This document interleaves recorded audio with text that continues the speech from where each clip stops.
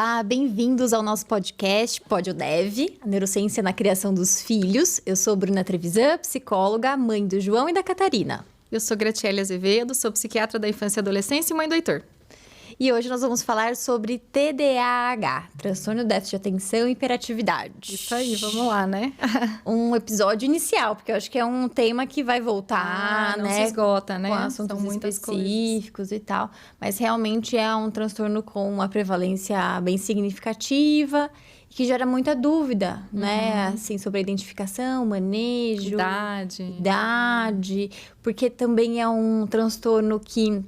Os sintomas, eles estão na população normal, estão em outros transtornos isso, é uma também. né? Diagnóstico diferencial ali de alguns, Como saber, né? Quando é demais ou não, quando realmente é um problema, o que faz parte do desenvolvimento ou não. Crianças pequenas já são mais agitadas, né? Então, quando que eu vou considerar alguma coisa? O que é o ambiente, né? Então, vamos pensar um pouquinho nisso. Na sua prática clínica, eu imagino que apareça bastante também. Aparece bastante TDAH, né? Sozinho ou em comorbidade, né? Que é quando a gente fala dois quadros que acontecem ao mesmo tempo ali, assim, né? Mas é uma coisa que aparece bastante. Acho que você deve ver mais ainda, assim, porque é uma área que você se especializa muito, né? Meu mestrado, doutorado e o pós-doutorado foram com TDAH. Pensando mais ali na neuropsicologia em si, né? Então, minha busca no mestrado eu tinha uma esperança de que eu ia conseguir ajudar na identificação precoce. Tá. Então, eu fui lá, criei teste para os pré-escolares. Testes de atenção e funções executivas para os pré-escolares. Foi muito útil, né? É muito útil. E é muito desafiador mesmo. Lógico que quanto mais cedo a gente identifica, melhor... Mas a gente vai amadurecendo muito, né, ao longo da pesquisa, assim, né, com relação às nossas expectativas. Exatamente. Nossa. Aí, eu fui mudando um pouco a minha expectativa. Eu pensei, não, mas eu tenho que pensar em ajudar quem lá tá mais na frente, que já tá sofrendo, agora, já tá tendo prejuízo com relação a isso. Então, eu fui mais pra idade escolar. Só que daí eu tinha outra ilusão, que era identificar perfis específicos, cognitivos. E aí eu vi que era uma imensidão, na verdade. A gente tem muitas alterações cognitivas diferentes no TDAH. Funções executivas, né? Especialmente, que depois você podia falar um pouquinho. Assim, então, por exemplo, todo mundo tem déficit de funções executivas ou não? É uma questão. Aí, dentro de funções executivas, que é um conjunto de habilidades, pode ter um tipo de prejuízo e outro, né? O TDAH, lógico, tem as características que são específicas dele, que são bem definidas e bem claras ali, né, nos manuais diagnósticos. Mas a combinação entre eles, a combinação de comorbidades, que é muito diversa e muito alta, a prevalência é muito alta. O tipo de prejuízo funcional que eles vão ter também é diverso. O estilo cognitivo também, o perfil cognitivo também varia bastante. A gente não tem só alteração de funções executivas, a gente tem outro tipo de alteração também. Aí, no meio do caminho, né, do doutorado, eu falei...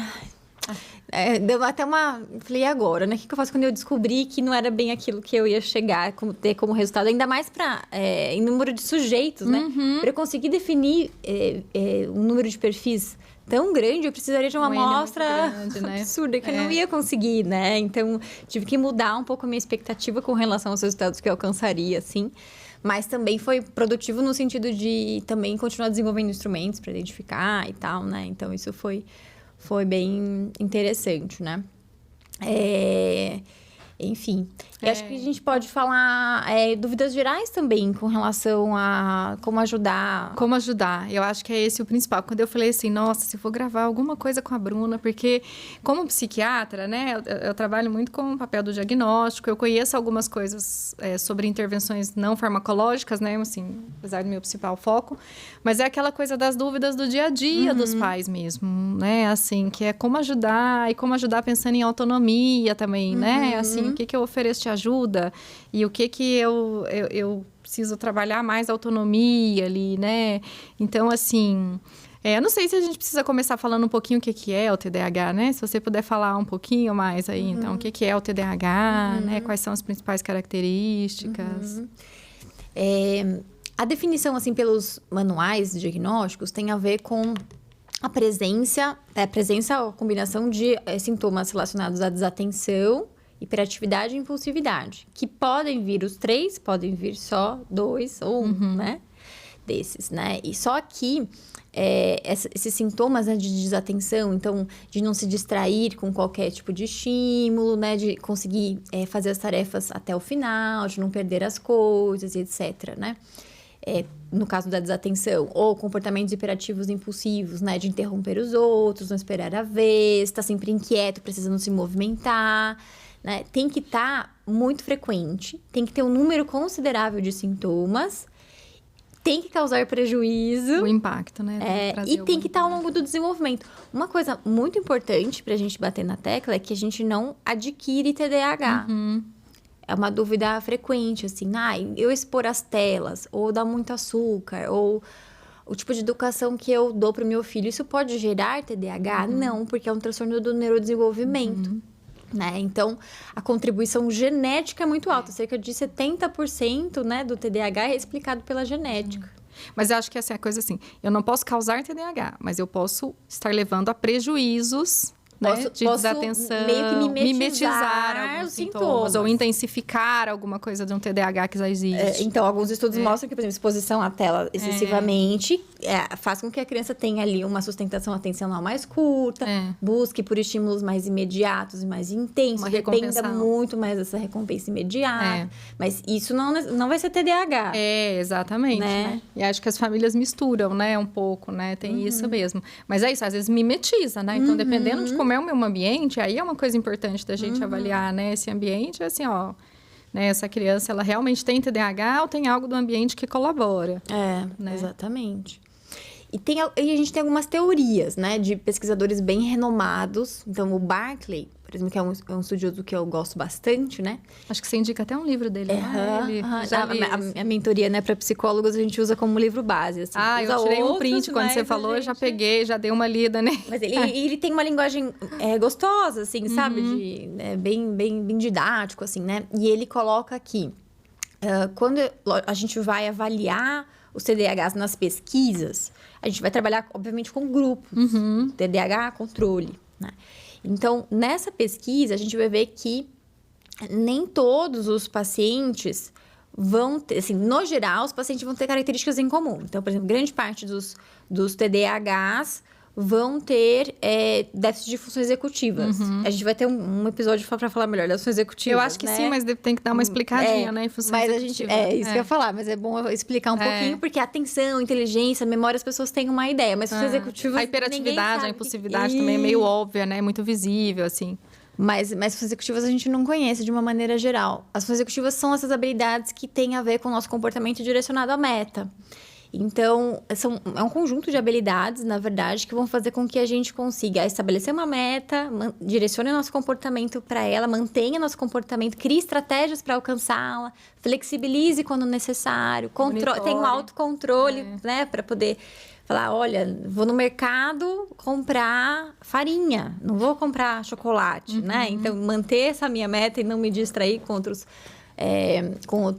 monitorar a estratégia. Monitorar a estratégia. Então, eu sempre vou para um certo caminho, mas aí esse caminho está com um certo problema, então eu vou ter que pensar num outro caminho, flexibilizar isso, verificar se a minha estratégia está dando certo ou não, né? Então, por isso que a gente fala que as funções executivas são um grande maestro do cérebro, né? Para ele dar aquela organizada, né, no comportamento. Acho que a gente vai ter que ter um episódio para cada função executiva. Alguns episódios para cada uma delas, né? Porque mesmo quais são ali, né? Você pega as básicas, aí tem umas mais complexas, assim. Exato. Né? Modelos diferentes. Dá pano para manga, né? Dá pano para manga. O impacto, como a gente estimula, tem muita coisa.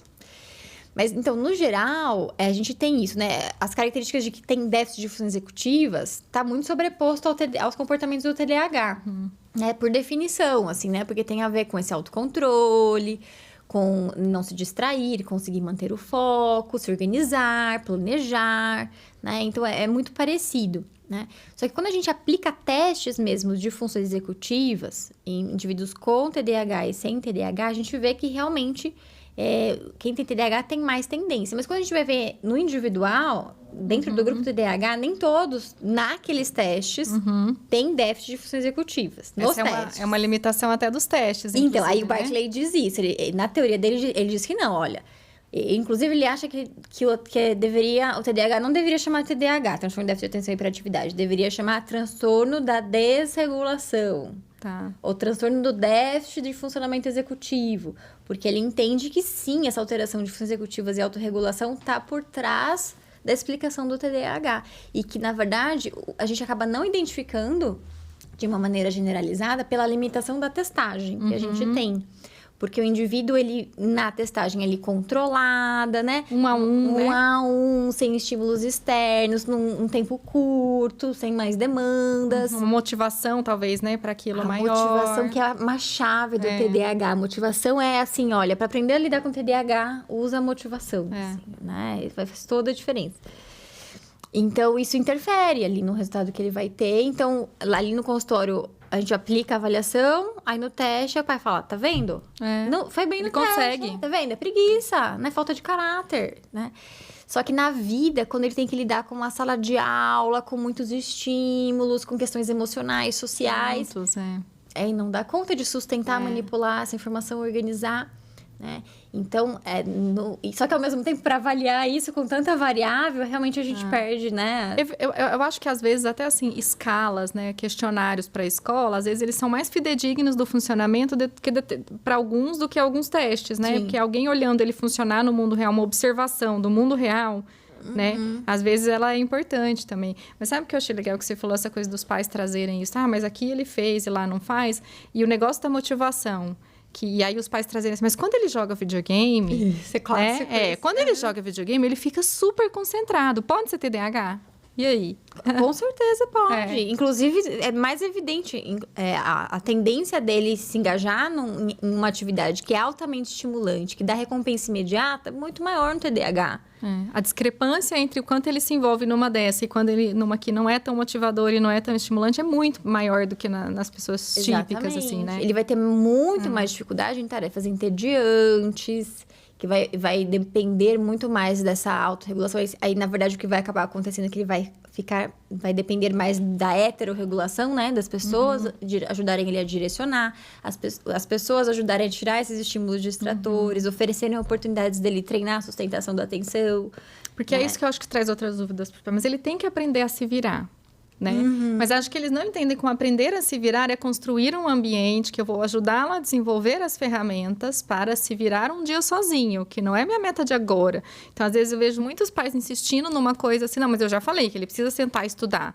Então, tal horário, ele tem que sentar e estudar. Eu falo, olha, mas seu filho não está sentando e estudando porque você já falou 1000 vezes. Às vezes, ele não está sentando e estudando porque você já puniu ele 1000 vezes. Então, é outra questão, entendeu? Assim, é outro lugar que eu preciso ajudar. Né? O Barclay fala, com outras palavras, mas ele fala assim, o TDAH é um transtorno de execução, né? Então, ele sabe o que fazer, teoricamente como fazer, mas ele não consegue pôr na prática. Então, não adianta, eu comprei agenda para ele. Eu falei como usa agenda. Não é suficiente. Eu preciso treinar o uso da agenda, eu preciso monitorar o uso da agenda. Às vezes eu preciso reforçar o uso da agenda, né? De outra forma. Para o uso da agenda, criar estratégias para facilitar, para identificar o obstáculo que faz ele não usar aquela agenda. Tem todo um cuidado para que aquele recurso realmente seja usado, né? Não é simplesmente oferecer uma oportunidade e esperar que aquilo aconteça de uma maneira natural. Não é exatamente minha área, né? Eu falei assim, minha área como psiquiatra, eu vou definir se vai usar medicação, se não vai usar medicação, indicar os profissionais ali, mas eu não faço. Mas eu vejo muitas vezes, e às vezes falam para os pais, porque a gente começou um remédio, não sei o quê, né? E ele continua não anotando as lições, o que tem para fazer da escola. Não sei se ele não quer, porque ele não quer fazer a tarefa depois, ou se ele não consegue. E aí, ele acaba não fazendo a tarefa e a nota tá ruim. Eu falo, gente, entendeu? Se ele não tá conseguindo fazer, eu não vou esperar ele perder nota, né, lá... E ter uma consequência super negativa que ao contrário de ajudar, né? Vai desmotivá-lo mais ainda a engajar nessa tarefa. Eu não vou esperar.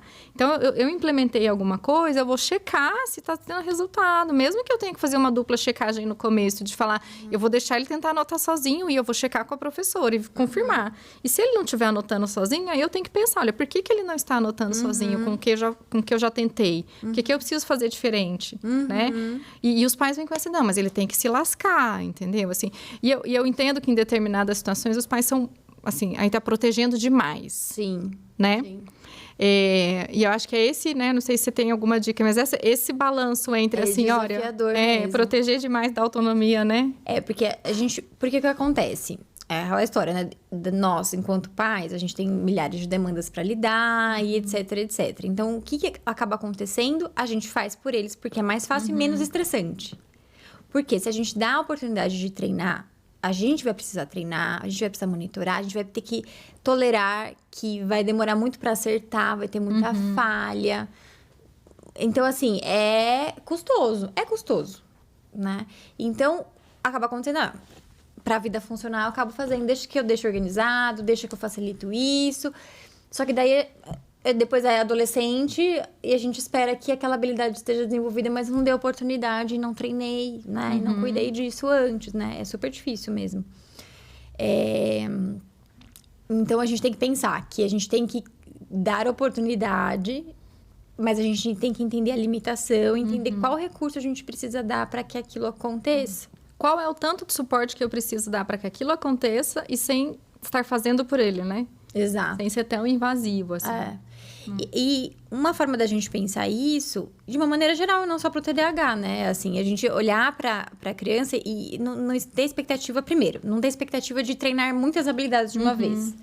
Então, assim, fazer vista grossa para algumas coisas. Vai escolher as batalhas, né? Vamos escolher as batalhas. Talvez a gente repita esse bordão durante o podcast. Então, escolhe a batalha e foca nela, né? E aí, dentro desse seu objetivo, você observar o que ele é capaz de fazer. Né? Então, vamos pensar ali em relação à criança ali por volta dos 6 anos, a se trocar sozinha para ir para a escola. Né? Ai, vamos entrar nisso, porque eu já... E aí, depende dele... primeiro, se ele tem a habilidade de já se trocar. Algumas crianças demoram mais, enfim, tiveram pouca oportunidade de treino, né? Já deveria saber se trocar nessa idade. Mas aí envolve também ele seguir a instrução, saber o horário que tem que ir, ou você dizer o horário que tem que ir lá, se aprontar. Ou colocar um alarme, né? Exato. Se não encontrou os shorts da escola, então o que tem que fazer? Ou se distrai no meio do caminho, ou o tempo que demora para fazer isso, né? Ok, dessa tarefa, o que ele tá dando conta de fazer? E aí, eu vou partir daí, né? E eu vejo o que mais eu posso melhorar. Vou focar em melhorar com relação ao momento que ele inicia a se preparar para a escola. Porque, eu tenho que falar 10 vezes para ele ir lá. Então, primeiro eu vou trabalhar nesse sentido. E o falar 10 vezes, às vezes a gente fala de longe, né? Isso. É aquela, se dá um gritão lá, assim, olha, vai se arrumar. Insiste, né? Insiste. E aí, quando você vai, você já tá irritado, né? Você chega lá, você já tá assim, mas eu já te falei 20 vezes e você não fez até agora. Exato, né? exato. O contrário do que eu gostaria, assim, né? E aquilo que a gente comentou em outro episódio. A gente precisa, olha, eu tentei 3 vezes, não deu certo, muda a estratégia. Não adianta explodir. Né? E eu falo muito isso, pais. Eu falo assim, às vezes a gente pensa no trabalho que dá a implementar uma estratégia, mas você não está levando em consideração o trabalho que você está tendo sem a estratégia, que é todos os dias de manhã você ter o mesmo estresse e chegar no ponto bravo. Então, às vezes é melhor você parar o que está fazendo e ir lá e conseguir que ele faça nos 5 minutos, do que você ficar 10 minutos gritando, chegar lá e gastar mais 5 para ele fazer, entendeu? Às vezes você gastaria o mesmo tempo indo antes ou indo depois, ou dando um grau de suporte, implementando uma estratégia, né? Mas a coisa do se vestir, deixa eu aproveitar e tirar minha dúvida. O Heitor tem 3 anos e meio, né? Claro que ele não tem, né, conseguir fazer isso sozinho. Porém, eu fico pensando muito, né? Porque eu vejo, assim, outras culturas e outros países, o quanto eles estimulam mais uma independência mais cedo, e a gente acaba, na verdade, assim... não estimulando tanto. Então, exatamente sobre o trocar roupa, eu estava pensando esses dias, assim, ele sabe a sequência. Ele tenta colocar sozinho, ele vai gastar um tempo e tudo bem, mas ele tenta colocar a cueca sozinho, o short, não é que todas as vezes. Mas, na maioria das vezes, eu faço por ele. E ele até conseguiria com alguma... Então, eu fico até pensando isso, por exemplo... Às vezes a gente demora demais para tentar estimular alguma coisa, que a gente poderia estar dando mais autonomia antes... E pela correria do dia a dia, ou por questão cultural mesmo, né? Eu acho que quando tem uns instrumentos que vai aplicar, né? Tipo uma Vineland, que avalia essas funções adaptativas. Fala, que a criança arruma a cama sozinho. Eu falo, quando que a gente pede para uma criança aqui no Brasil arrumar a cama sozinha? Muito cultural. Né? Então. Mas eu fico pensando nisso e até de pensar assim, poxa, peraí, acho que vale a pena. Vou ter que repensar algumas coisas. Aí depois durante aqui, você pode dar umas dicas, assim, para pequenos. Sabe assim, uma coisa, assim, dessa faixa etária inicial... que é bem importante, que eu valorizo mais, que é você favorecer com que ele persista no interesse em fazer as coisas. Da oportunidade, porque o que acontece? É aquela história, né? O bebê nasce, então o nível de suporte é 100%. Né? E a gente não vai sabendo exatamente a cada quanto tempo a gente tem que ir reduzindo esse nível de suporte. E a gente tem que ir reduzindo, né? É um alerta que a gente tem que ter ao longo de todo o desenvolvimento. Mas uma coisa que a gente precisa cultivar é o interesse deles em tentar. Tá. Porque eles têm isso naturalmente. Né? Mas o que acaba acontecendo? Como a gente está acostumado a dar muito suporte, a gente perde algumas janelas em que eles têm interesse em fazer, a gente acha perigoso, ou acha que tá demorando muito, ou acha que não consegue, já vai lá e faz por ele, né? E permitir um pouco mais de sujeira, né? Ontem eu tava na cozinha com ele queria ralar a cenoura, né? 3 anos e meio. Falei assim, vamos lá, enquanto a cenoura tá grande, né? Deixa eu deixar. Ele pega lá em cima, assim, na cenoura, eu tô aqui do lado e olhando a mão dele, assim. Mas é uma coisa de pensar, assim... Poxa, o que eu deixo, o que eu não deixo, né? Mas como é que a gente vê essa coisa do interesse melhor aí? Você tem? Como é que a gente por exemplo, esse do trocar de roupa, olha, ele tá demonstrando interesse, você já vê que ele faz parte da tarefa. Então, permita, dentro das possibilidades, que ele faça a tarefa. E aí, você entra onde realmente você precisa entrar. Pra ajustar aqui, ajudar com alguma coisa que ele não consiga. Ou, eventualmente, por conta do tempo que você precisa, ok, né? Não vamos ser rígidos também nesse sentido, né?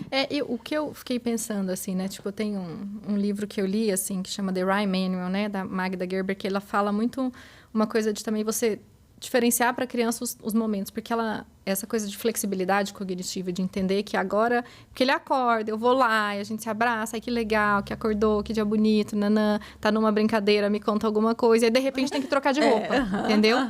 E é do tipo assim, eu preciso pontuar para ele e falar, olha, tá, legal, a gente conversou, a gente brincou, agora é uma hora que a gente precisa fazer uma tarefa, que é vestir a roupa, né? E ele talvez gaste um tempinho, porque aí o que eu vi que às vezes acontece? Aí você vai, ele continua na vibe brincadeira, sai correndo, e o pai, às vezes, e a mãe se estressa, né?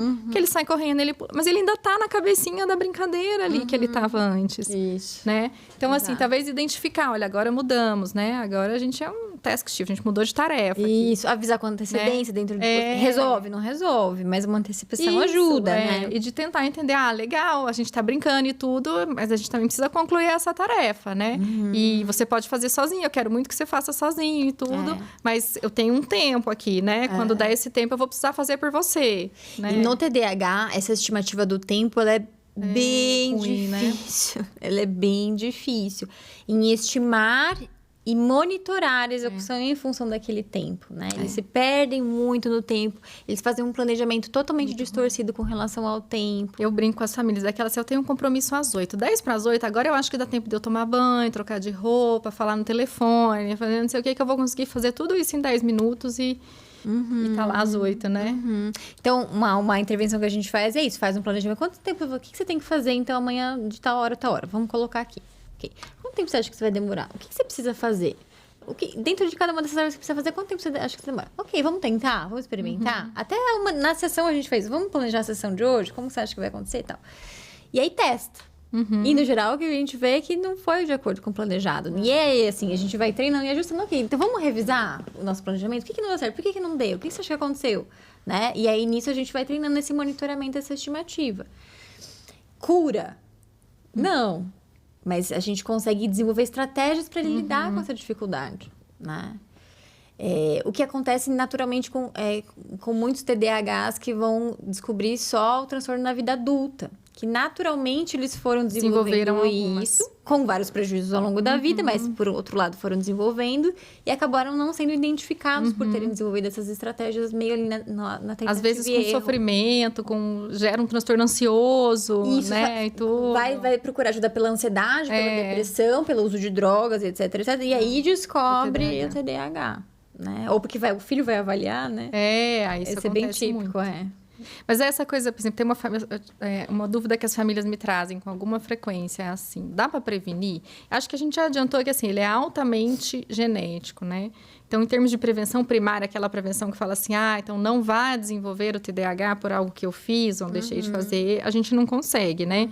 Mas esses pequenos passos, talvez isso de estimular uma autonomia, tem coisas que a gente pode fazer? Então, assim, a gente não tem um estudo, pelo menos não que eu conheça, que fala assim, esses fatores previnem o TDAH. Mas, assim, a partir do conhecimento que a gente tem, que, ó, grande parte é genético, né? A gente não vai controlar essa grande parte genética. Mas o ambiente tem, sim, ali influência. Assim como a gente falou que, por exemplo, o excesso de telas vai fazer com que comportamentos se assemelhem ao TDAH. Então, sim, se eu expor meu filho TDAH às telas, isso vai aumentar significativamente o sintoma. Né? Então, a gente poder, por exemplo, dar a oportunidade do tédio...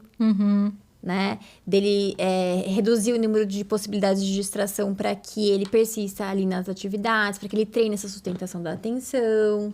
Né? São coisas que são importantes antes e depois. Né? Então, é como se, assim, pensasse na prevenção não do transtorno em si, porque ele já existe desde o nascimento, embora a gente não consiga identificar logo cedo. Mas que já é uma intervenção precoce. Em termos de minimizar os prejuízos que ele pode vir a trazer, né? Assim. Exatamente. E aí, assim, eu tenho um artigo, acho que é da Adele Diamond mesmo, que fala sobre intervenções que poderiam ajudar na melhora de função executiva, assim, né? Intervenções outras que não sejam treinos também específicos, que ela fala um pouco de artes marciais, né? Meditação. Yoga, né? Acho que yoga tinha estudo com menina. E eu vi recentemente uma revisão sistemática, acho do ano passado, sobre atividade física. E até contribuindo um pouco mais. Lógico que vai ter essas divergências entre estudos, né? Mas falando sobre esportes, né? O esporte tendo um impacto muito grande, né? Na melhora, nesse desenvolvimento. E esportes abertos, em lugares abertos, tendo mais efeito até do que as artes marciais. Né? Interessante, legal, né? Porque tinha uma discussão, eu vi um pouco dessa discussão, não sei se é essa coisa dos esportes com um componente de mindfulness maior, tipo uma arte marcial, que as pessoas falavam que talvez esses tivessem mais evidência. Mas toda uma discussão na literatura de que não é exatamente talvez esse componente mindfulness ali, né? De uma coisa de um foco já, que, né? Porque eu brinco que nas artes marciais, realmente, você fica lá paradinho, o professor fala, tá, aí você dá um soco, aí você segura, aí você vai. Então, tem um negócio ali que parece que a estrutura, né, favorece, mas não é necessariamente esse componente, né? A discussão que eu vi era exatamente sobre isso, né? O futebol, ele tem que lidar com muitos estímulos, entender a posição dos jogadores, a meta que ele tem, né? A dinâmica, a possibilidade de antever possibilidades, manter isso na memória de trabalho, planejar o movimento. Mas aí eu também acho assim, né? Não sei o que você pensa, mas eu tenho que identificar para o meu filho também. Porque aí, às vezes, pai, não, então é legal e eu vou colocar no esporte. Isso. E aí, o que eu já recebi, que dá até dó, a criança fala assim, mas eu nunca sou escolhido, entendeu? Tipo, eu sou péssima. Eu falo, gente, não dá um passo atrás, sabe? Assim, tá bom, esporte coletivo, ao ar livre, mas peraí, será que um esporte individual... Porque já tem prejuízo na escola, já se sente menos na escola. Vou colocar numa coisa que ele se sente menos também, né? E aí dá até dó, assim, eu já tive casos que até assim, com a medicação, né, que teve uma resposta muito boa, e fala assim, agora eu sou escolhido, entendeu? A pessoa que fala, agora... né? Eu me acho aqui. Então, eu acho que é isso, né? Essa coisa da autoestima, eu acho que você podia falar um pouquinho, né? Porque essa coisa de já ir mal na escola, de já ter dificuldades, assim, né? O que isso traz, né? Tanto o TDAH como os transtornos específicos de aprendizagem, eles entram como um fator de vulnerabilidade para desenvolver crenças de incapacidade, né? De desamparo, que a gente fala na TCC. Então, essa ideia de, eu sou burro, não dou conta, sou inferior aos outros, etc, né? Em relação a desempenho. E aí, vai criando, essa crença vai fazendo com que ele enxergue o mundo e a si mesmo dessa forma, né? E aí, ele se arrisque menos, se preocupe mais, né? Então, vai criando a forma dele enxergar tudo isso e agir também o mundo em relação a isso. Então, a gente precisa usar... muito da informação também das qualidades, evidenciar isso. Inclusive, recentemente, eu fiz eu retomei, né? Eu fiz uma psicoeducação com um paciente que eu fiz uma avaliação há muito tempo, semana passada, né? Em relação à avaliação dele, porque realmente ele estava tendo muito disso, né? A ideia de generalizar a incapacidade de uma maneira geral. Eu sou burro, né? É muito comum isso, é muito comum. Né? E a avaliação neuropsicológica serviu muito nesse... Olha, veja, a gente não é uma caixa única, né? A gente tem várias habilidades. Veja, a sua inteligência tá de acordo com a maioria das pessoas da sua idade, né? Onde está exatamente a sua dificuldade? Então, o que vai acontecer, né? Então, isso ajuda muito com relação à autoestima também. Sabe que a gente quer avaliação neuropsicológica, às vezes, por esse motivo. De falar assim, deixa eu mostrar para essa pessoa que ela não é burra, entendeu? Assim, e acho que a gente pode até discutir essa coisa desse mindset também, tipo, a gente achar que é estático, né? Ou eu sou burro ou eu sou inteligente, né? Assim, que também é algo muito negativo, assim, né? A gente tem que entender que a gente muda ao longo da vida e que a gente desenvolve habilidades, né? Mas acho que é uma crença que vai desenvolvendo. E aí uma coisa que eu vejo, eu não sei se tem até na literatura, assim, mas principalmente em meninos, mas em meninas também, quando tem o perfil mais impulsivo, né? E hiperativo, de virar o palhaço da turma, né? Porque aí, assim, como eu não vou bem aquilo lá, né, na escola, entendeu? Então, aí eu acabo... E o pessoal acha legal quando eu tiro sarro de alguém, quando eu respondo a professora de algum jeito, né? E acaba assumindo esse papel ali também, né? Acaba acontecendo isso. Reforçar outras características positivas, mas também negativas, né? Isso pode acontecer também, né? E... eu acho que até pensando um pouquinho, puxando um pouquinho quando você falou da medicação, né? A gente falou bastante assim, como a gente minimiza, previne, etc.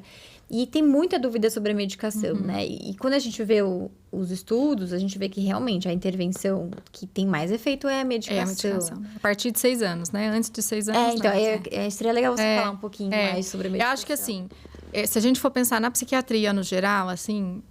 é a medicação que mais funciona para o tratamento, né? Que tem algo que a gente fala que é o tamanho de efeito. Quanto uma medicação ajuda.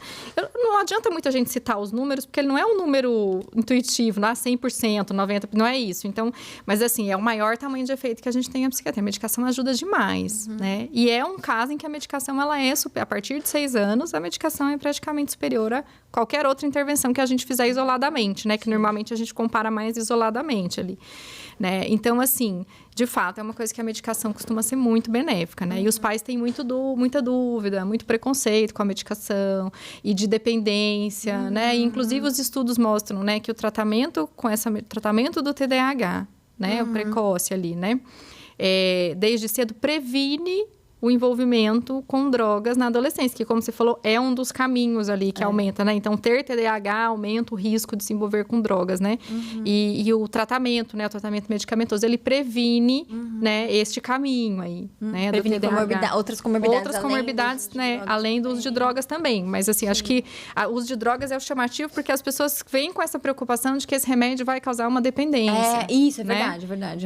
E não é que, assim, medicações estão isentas de efeitos colaterais, né? Então, a gente sempre, qualquer medicação que eu for exposta, eu posso ter efeitos colaterais do remédio, né? E a gente tem ali estudos que falam a porcentagem, a chance disso acontecer, mas cada um reage de um jeito. Mas, de forma geral, é uma medicação que é bem tolerada, né? E que traz... isso muda, porque eu falei de criança que começou a tomar, agora eu sou escolhido, entendeu? Assim, de criança que ela vista como assim, essa menina não tem mais jeito, não tem solução. E aí começa o remédio, fala, gente, mas é outra criança, né? E a criança, tipo, ela fica orgulhosa dela quando ela consegue fazer as coisas, né? É algo que você muda uma chavinha, entendeu? Na hora que ela faz, eu consegui fazer a lição sozinho. E tem uma coisa também, que às vezes dá certo logo de cara, a medicação, e às vezes não. E os pais desistem. Tem que ir 1, 2 vezes, aí nem volta no psiquiatra e simplesmente abandona. Não pensa que tem que ajustar, pensa em outra possibilidade. Tem trocas de remédio, né? Tem outros, assim, né? É como se for tratar uma hipertensão, é do mesmo jeito, entendeu? Tem gente que responde, tem gente que não. Tem determinados momentos que eu preciso ajustar, né? Uma pessoa com diabetes que em determinado momento vai para insulina. Então, a gente tem que ir mediando essas coisas, né? E acontece as duas coisas. Da família sai com a receita, não tem coragem de usar. Não tem. Ou sai com a receita, não tem coragem de usar e volta 1 ano depois, aí quando os prejuízos já estão muito maiores, né? E a família que vai e usa um pouco, ficou comendo, não deu certo, ou tá usando só de vez em quando, né? E também aquela outra que aí deu tão certo o remédio que não volta mais, ou sei lá, fica pedindo, pega a receita, faz não sei o quê, e não volta. E aí volta com uma comorbidade, porque você também não monitorou, não estava atento a outras coisas, né? E a avaliação vai ser muito individual, né? Assim, por mais que seja assim, olha, realmente é o que tem mais efeito, mas a gente entender o momento, o nível do prejuízo. Efeitos colaterais a gente leva em consideração também. Então, por exemplo, uma medicação que diminui o apetite, uma criança que está abaixo da curva, né? E que está ganhando... É o momento da gente usar a medicação agora? Será que a gente tem que fazer outras coisas, né? Sei lá. O uso do hormônio do crescimento que teve no caso, então, né? A criança que está, sei lá, que tem ansiedade, entendeu? Assim, o remédio às vezes intensifica a ansiedade. ansiedade, vai ser o momento agora, né? Por outro lado, tem uma ansiedade que é gerada pelo TDAH. Então, às vezes, tratar o TDAH vai diminuir a ansiedade. Então, é todo um raciocínio ali que a gente faz na hora de montar um planejamento terapêutico, né? Que a gente precisa levar em conta muitos fatores. E mesmo a escolha da família, assim, sabe? A família não quer medicação. Eu não vou abandonar a família e falar assim, olha, sinto muito. A única saída é essa. Né? Então, seu filho tá ferrado. Porque às vezes tem a ver com o momento da família, né? Sim. A família precisa sentir que tentou outras alternativas, às vezes, antes da medicação. E o que eu falo principalmente é isso. Então, vamos dar um tempo para isso. A gente volta em 2, 3 meses, a gente reavalia como é que foi. A gente ajudar a direcionar o olhar deles. Olha, o que você vai ter que observar para ajudar a entender se é o momento da medicação ou não. Porque eles não sabem muito o que é prioridade, o que deve esperar ou não. Que é o que acontece nos casos que eu vejo, assim, né? Chega lá, no final do ano, que a criança está quase reprovando, né? E agora a gente tem que buscar uma estratégia, entendeu? Assim... E a gente sabe que a reprovação para a autoestima dessa criança vai ser muito ruim, né? E também, assim, um salve tudo também, né? Não é bom. O social, que acaba tendo muito social, também. Então, assim, é uma coisa, tipo... Sabe, vamos escolher um momento ali, né? De estar muito de olho, né? Não deixar...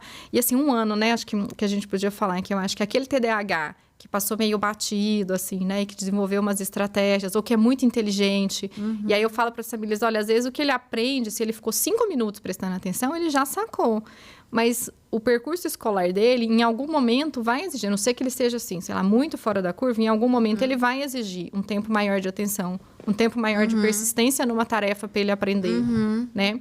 E aí, eu acho que o que vira a chavinha ali é o 6º ano, né? O 6º ano é um ano que, assim, quem aguentou até lá... né? Quem aguentou até lá, o 6º ano, vê assim, nossa, mas até o 5º ano, mas não, ele tem mesmo, porque até o 5º ano ele ia bem, e agora? Fala agora que ele tem vários professores, que ele tem que mudar de uma coisa para outra muito rápido. Que se organizar, autonomia, né? Autonomia. Não tem ninguém ali mais ajudando, monitorando ele. O tempo de atenção que ele precisa ter, que é maior, né? Assim... Então, essas funções executivas, no geral, elas são muito mais exigidas ali a partir de um 6º ano, né? Exatamente. Então, eu vejo muitas pessoas que chegam ali, né? Nesse momento mesmo, assim. E aí, até tudo bem, porque, assim, se não estava tendo impacto, né? A gente não precisa tratar, né? Eu acho que se não estava tendo impacto, nem daria o diagnóstico, talvez, né? E a outra coisa que talvez você pudesse falar, também fico lembrando aqui, né? Essa coisa do impacto, do que é o impacto. Porque, o que eu falei, às vezes a criança é muito inteligente...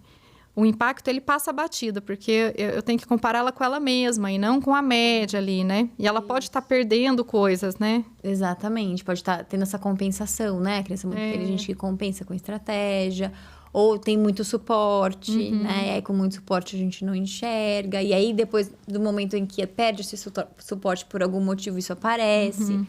Ou com mudança de ambiente, né? Alguma mudança na vida, ou perda de uma pessoa, né? Que ela fica mais vulnerável emocionalmente, né? E aí não consegue usar mais tantos recursos para compensar.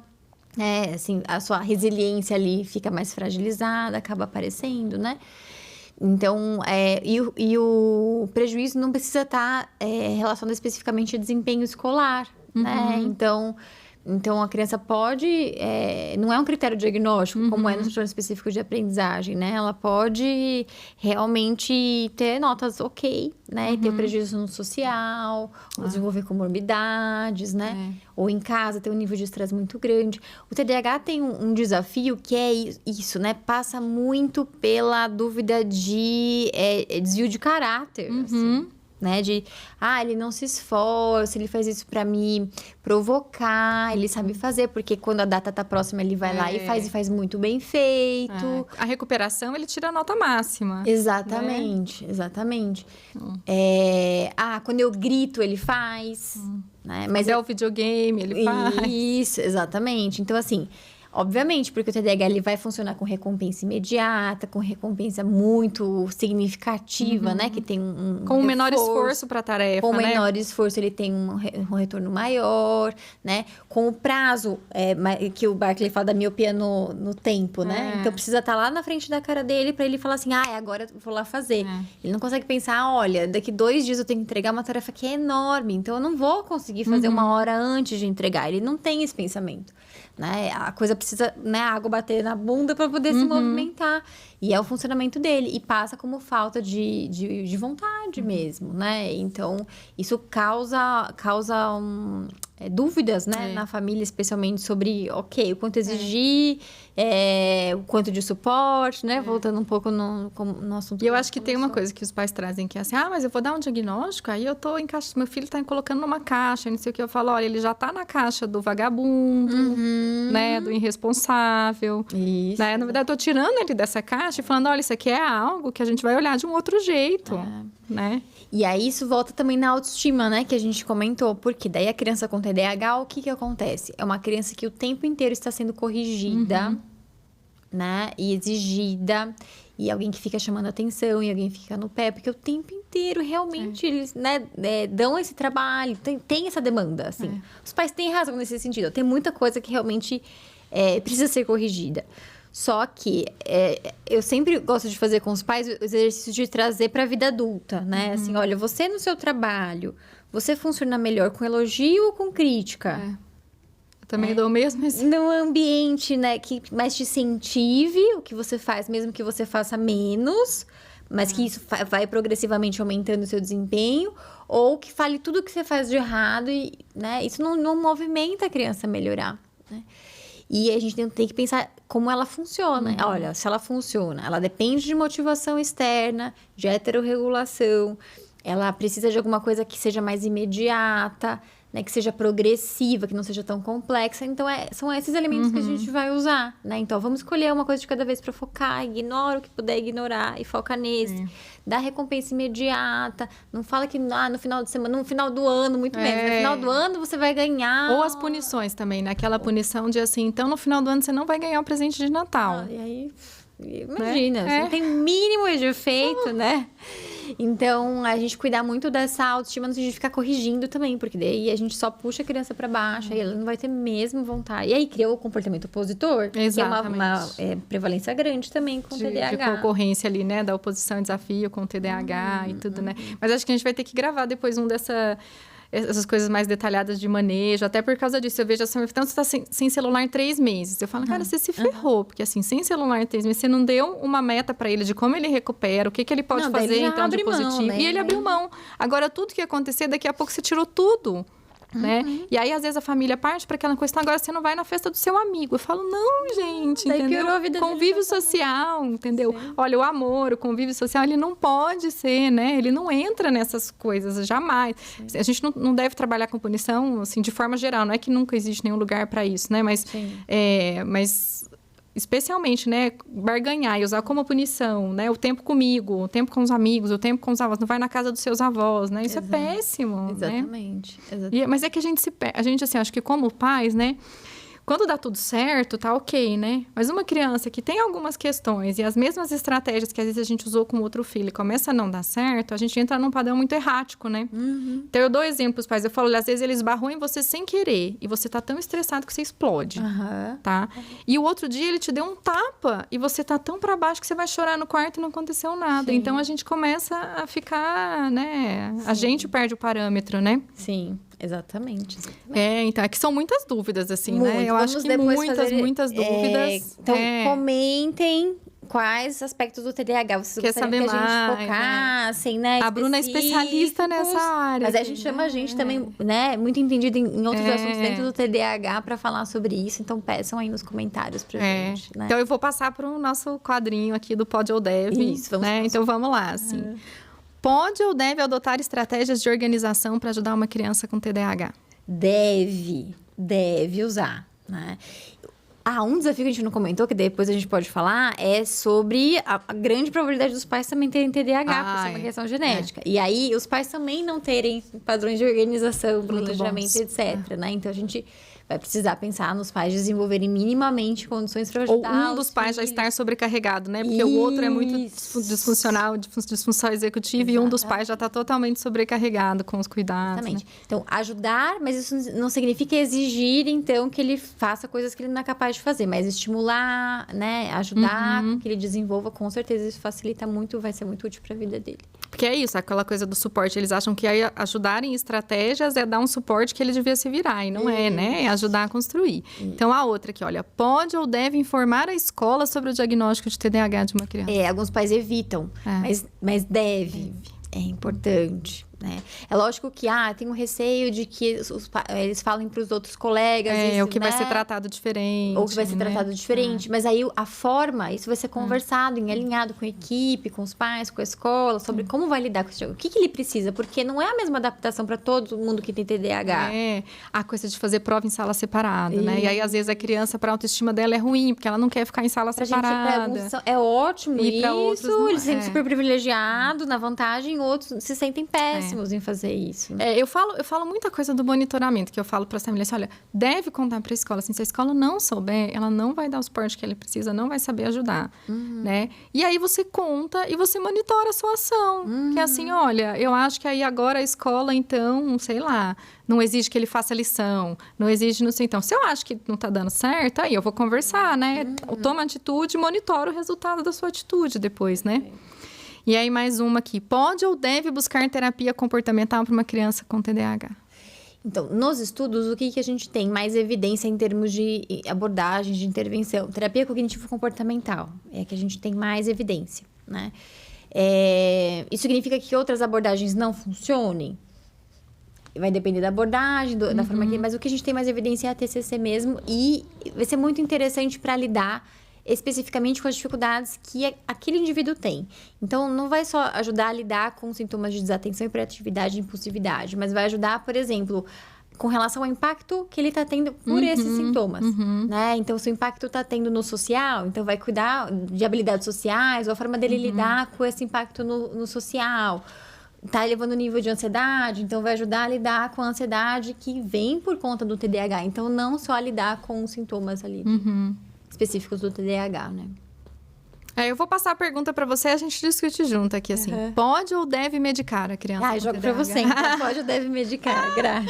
Eu acho que é isso. Se a gente for olhar os guidelines, os guidelines, assim, a gente vai estar mais pro pode e deve, entendeu? No sentido de quanto elas se beneficiam, mas de forma muito individualizada, que é isso que eu falei, assim, não é todo caso, depende de comorbidades, depende de muitas coisas pra gente olhar, assim, tá? Mas eu acho que assim, a gente tem que desmistificar a coisa de que a medicação é algo ruim, que a medicação é uma muleta, né? E com toda a validade que existe a muleta também para as pessoas, gente, assim. Exato. Né? Que a medicação, então, ele não está desenvolvendo habilidade. Não, às vezes é o que eu preciso dar. Às vezes é realmente a muleta que eu preciso dar para ele para ajudá-lo a desenvolver habilidades. É um obstáculo. A falta de medicação é um obstáculo que está fazendo ele não desenvolver muitas coisas que ele poderia desenvolver, que ele precisa, né? E é isso, tem que ser parceiro da família. Entender, explicar, e ver os efeitos colaterais, e dar suporte, entendeu? E repensar se funcionou para ele ou não, avaliar, né? Então, é todo um processo ali que a gente vai fazer em parceria com a família e com a criança, né? Com o adolescente, assim, né? Envolvê-lo também nesse processo de falar... Como ele tá sentindo, se ele tá ajudando ou não, né? Perfeito. Bom, tá uma delícia, né? Pois é. A gente poderia Tenho várias dúvidas ainda para tirar com você, mas não tem muitas chances. É por isso que a gente pede para vocês comentarem, pedirem, né? E divulgarem, então, o nosso podcast. E a gente se vê, então, no próximo episódio. Tchau. Tchau, tchau.